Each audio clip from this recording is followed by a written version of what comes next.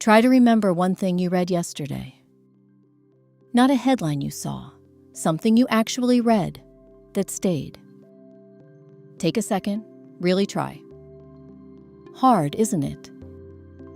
And yesterday, you took in more information than your great-grandparents met in a month. The morning scroll, before your feet even touched the floor. The news, the takes on the news, the takes on the takes. Podcasts at double speed. 20 tabs open right now, none of them read to the end.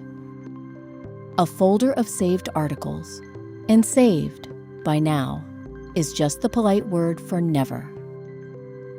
You have the entire knowledge of the species on tap.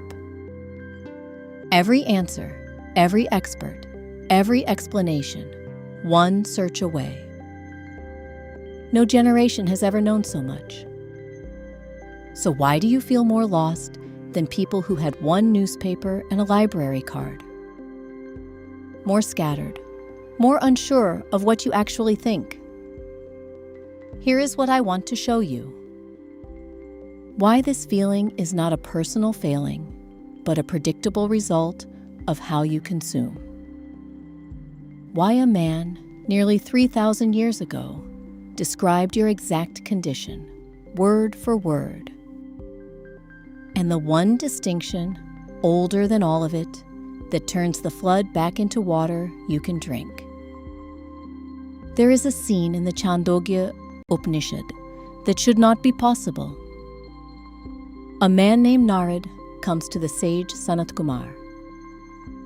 And Narada is not a beginner. He opens by listing what he knows, and the list is staggering. The 4 Vedas, the histories. Grammar, mathematics, logic, astronomy. The sciences, the arts, everything a person of his age could know. He knows all of it. He is, quite literally, a man with the world's knowledge on tap. And then he says the sentence that lands like a hand on the shoulder across 3,000 years. Soham Bhagava Shochami. And I, sir, am in sorrow. All of this, he says, and I grieve. Then he gives the diagnosis himself, and it is exact. Mantravid evasmi natmavid. I am a knower of texts. I am not a knower of the self. Sit with how strange that is. The most informed man of his civilization, drowning in knowledge, untouched by any of it. He did not need a phone to reach your condition. He only needed the same mistake, and the mistake is not new. It is just faster now. Here is the mechanism. Once you see it, you cannot unsee it. Information is additive. It stacks. And it stacks without limit, because there is always more, and the tap never runs dry. But transformation, the knowing that actually changes how you live, is not additive. It is digestive. It needs one thing, taken in, held, turned over.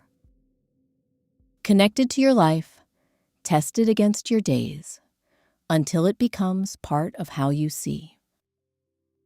Digestion needs time, and it needs stopping. It cannot happen while you are still swallowing. And that is the whole problem. The tap is so good, so fast, so endless, that you never stop long enough to digest one mouthful. Everything is consumed.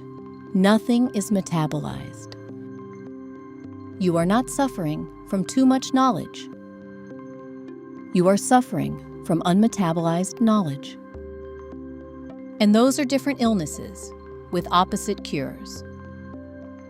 A starving man and a man who cannot digest both grow weak. Feeding the second one harder only makes him worse. That is why the lostness grows, with the consuming instead of shrinking. Every unread tab is a small unpaid debt. Every skimmed idea leaves a residue of almost knowing, which is more unsettling than honest ignorance. You end the day full and unfed. There is a second cost, quieter and deeper. It is the disconnection you can feel, but not name. Every piece of content you take in is a voice, an opinion, a frame, a way of seeing swallowed. And you take in hundreds of voices a day, faster than any mind can examine them. So they pile up, unexamined, and they begin to stand in for your own thinking. Ask yourself what you actually believe about something that matters, and listen to what comes back. Often it is a chorus of other people's conclusions. And somewhere, underneath, faint, your own voice, which has not had an uninterrupted hour to itself in years. You feel lost with 1,000 maps in your hands, because none of them is yours, and you never stood still long enough to draw one. The lostness is not a lack of information. It is the self, buried under input. This is not the attention problem we spoke of before. That was your presence, shattered into fragments. This is your inner ground, silted over by other people's sediment. The tradition saw this coming, and it built the cure right into its map of knowledge. Vidya, knowledge. The Chhandogya Upanishad splits it in two, and the split is the teaching. Apravidya, the lower knowledge, and Paravidya, the higher. And then it does something genuinely shocking. It files the Vedas themselves, the most sacred texts of the whole civilization, under lower.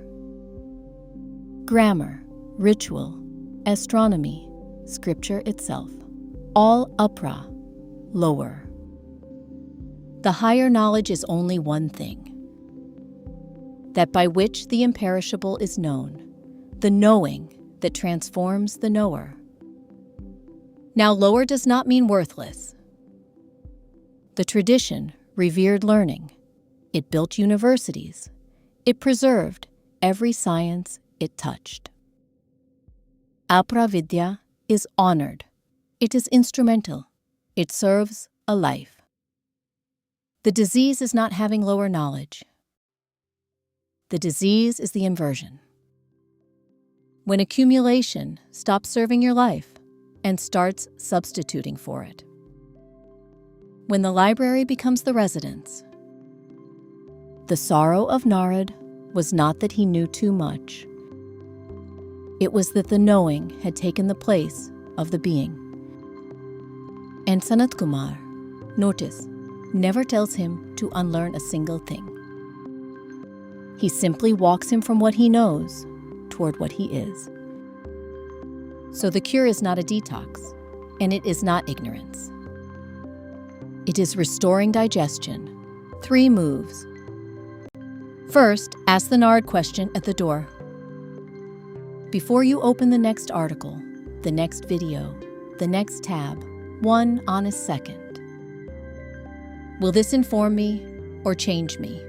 Both are allowed. Some information you genuinely need. But watch how rarely the honest answer is the second. And how often the true answer is neither. It will merely occupy me. That one question at the door quietly closes most of the tabs before they open.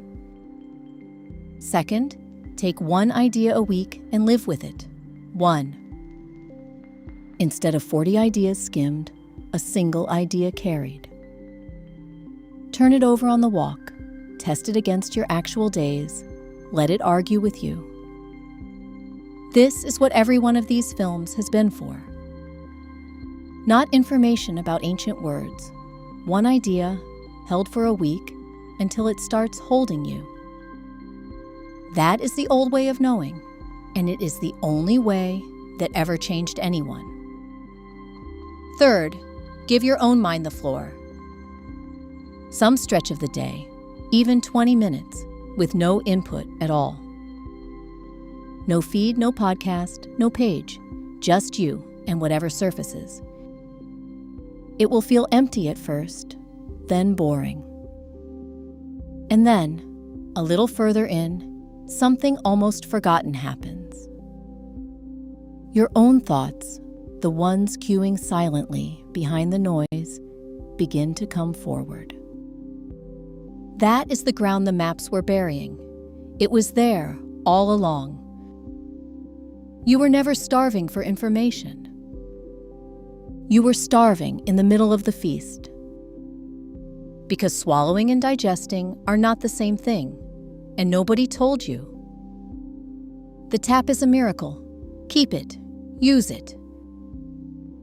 And remember what the tradition filed it under. Lower, instrumental. A servant of the life, never the life. Narada had everything on tap too, and he grieved. Until he stopped adding and started digesting. The answers were never going to be one more search away. They were one idea, held long enough, and 1 hour, quiet enough, away. They still are.